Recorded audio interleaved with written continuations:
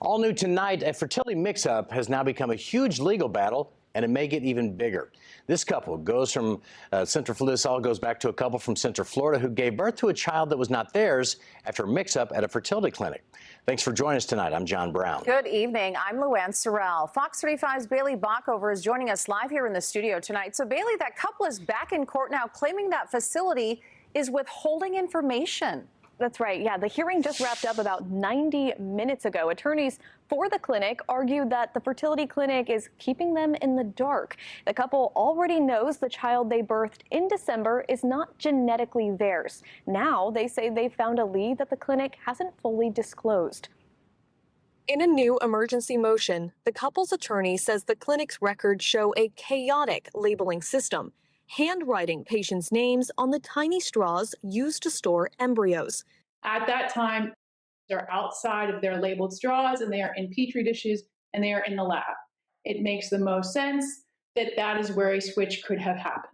The motion states, noting that beyond the straws, the second switch could have been with labeling. That system has narrowed the couple's search for truth down to specific groups. Attorney Circe Denny argued in court. It appears to us that more likely than not, that retrieval risk pool is the source of the error here. This motion says women have been coming forward on their own, saying they and their babies may be involved in this heartbreaking mix-up. All of the women coming forward either had embryo transfers on the same day, April 7th, 2025, or had embryos stored the same week as the couple back in 2020. Defense attorney Francis Pierce acknowledged the gravity of the situation, stating, "There is a small patient population that is involved with the retrievals and an extraordinarily small population involved with the transfer. And these small patients populations increase the risk of patient identification." New details in the motion reveal the couple may have found a lead on their own. Part of the motion reads, a woman with a strikingly similar last name who also had a transfer on April 7th contacted the family after seeing their story on the news. A search of the woman's public Facebook page showed a photo of her husband, who the parents say shares a similar complexion to their child. And the couple is asking the clinic for information about a potential match, an Indian couple who had embryos stored at the clinic during that same week in 2020. The couple's legal team emphasized the urgency, stating, "They have fallen in love with this baby and they love her and want to keep her. They want to know whether there's any reasonable prospect that they can keep her.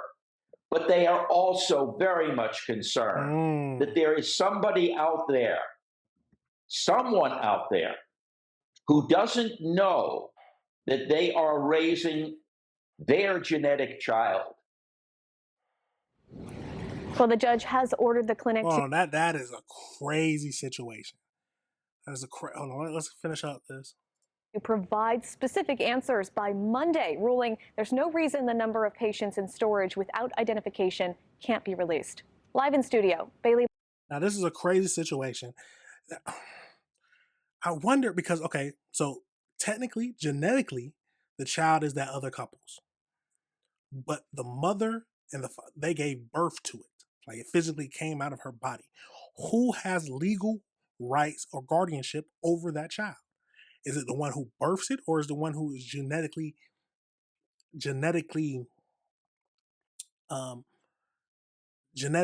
compatible with it? Basically, simply saying. I'm thinking it's whoever birthed the child. It's usually the birth mother. Well, no, because surrogacy. Because think if it was a surrogate. I'm assuming surrogates don't have legal right over the baby, but I'm not sure. We might have to look that up. That's a crazy situation. How do y'all feel about that? Who do you think has rights to the genetic child? Are they able to keep her since the mother physically gave birth to her? They might have been the one who, I'm assuming, signed the birth certificate. This is a crazy situation. Let's go over into the AI breakdown just to get a little bit more information about it. And then we'll also look into that question. So As we know, in February 2026, a high profile Florida lawsuit brought international attention to a major IVF error where a couple gave birth to a child that is not genetically related to either parent. Tiffany Score and Stephen Mills filed a lawsuit against the IVF Life Inc., doing business at a fertility clinic of Orlando. And Dr. Milton Nichols, I think that's how you say it. So the couple, who are white, became suspicious after their daughter Shay, born December 11, 2025, appeared to be a different race. DNA testing confirmed that there's no biological relationship to either parent. The lawsuit alleged the clinic mistakenly implanted an embryo belonging to another family instead of one of the 3 viable embryos the couple had stored there since 2020. So the couple's attorney identified 2 risk pools for the error: March 26, 2020, egg retrieval, and April 5th, 2025, embryo transfer. There's extreme concerns that their biological child may have been born to another patient. So hey, that's another. So it's possible that their embryos are in somebody else, and either the baby was born or not.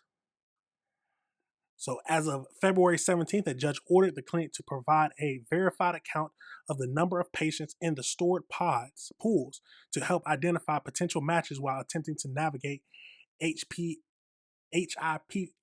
and patient privacy. HIPAA laws, okay. So we got the people, so the broader legal context in Florida. So where does it say? Florida lawmakers advanced bills to allow parents to use the wrongful death of unborn child at any stages.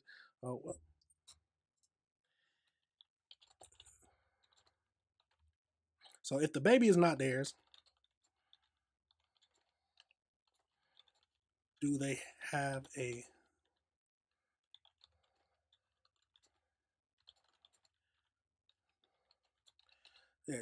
legal right to the child? I feel like I said it right. So in Florida, the legal parentage of the child born through medical error of IVF mix-up is a complex and evolving area of the law where genetic percentage often conflicts with birth percentage.